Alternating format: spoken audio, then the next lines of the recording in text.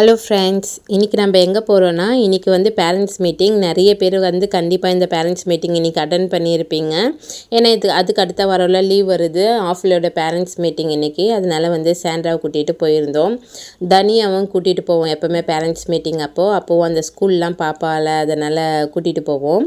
கூட்டிகிட்டு போயிட்டு போகும்போதே வந்து ஸ்கூலுக்கு வெளியே வந்து ஒட்டிடுவாங்க, யார் ஃபஸ்ட்டு, யார் செகண்டு, யார் தேர்டு அப்படின்னு சொல்லிட்டு.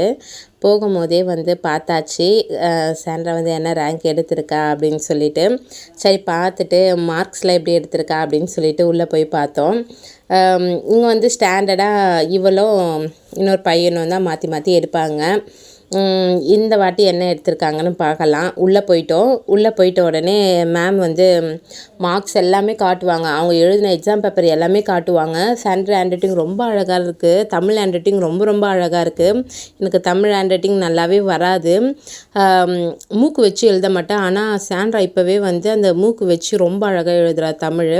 எங்கள் அக்கா ரொம்ப நல்லா இருக்கும் அவங்களோட ஹேண்ட் ரைட்டிங்கு, அதே போல் அவளை எழுதணுன்னு எனக்கு ஆசை தான். எங்கள் சித்தப்பாவும் நல்லா எழுதுவாங்க. எங்கள் அன்புக்கரசி அக்கா அவங்க ஹேண்ட் ரைட்டிங் செம்ம அழகாக இருக்கும், அப்படியே அச்சடிக்கிற மாதிரி இருக்கும். அவங்கள போலவே எழுதணும்னு எனக்கு ஆசை. நான் அவகிட்டையும் சொல்வேன், அவங்க ஹேண்ட் ரைட்டிங் அழகாக இருக்குமா அப்படின்னு சொல்லிட்டு. அதே மாதிரி தான் இருக்குது. ட்ராயிங் எல்லாமே காமிச்சிருந்தாங்க. பாப்பா வந்து இந்த முறை வந்து ஃபஸ்ட் ரேங்க் எடுத்திருக்கா.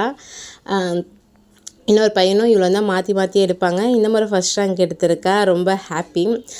இந்த பொங்கல் செலிப்ரேஷன் இல்லையா, அதனால் வந்து சன்னில் வந்து சாண்ட்ரா ஃபோட்டோ வச்சுருக்காங்க. செகண்ட் ரேங்க் எடுத்தவங்க வந்து அந்த க்ளவுடு மாதிரி வச்சுருக்காங்க. ரொம்ப நல்லா இருந்தது.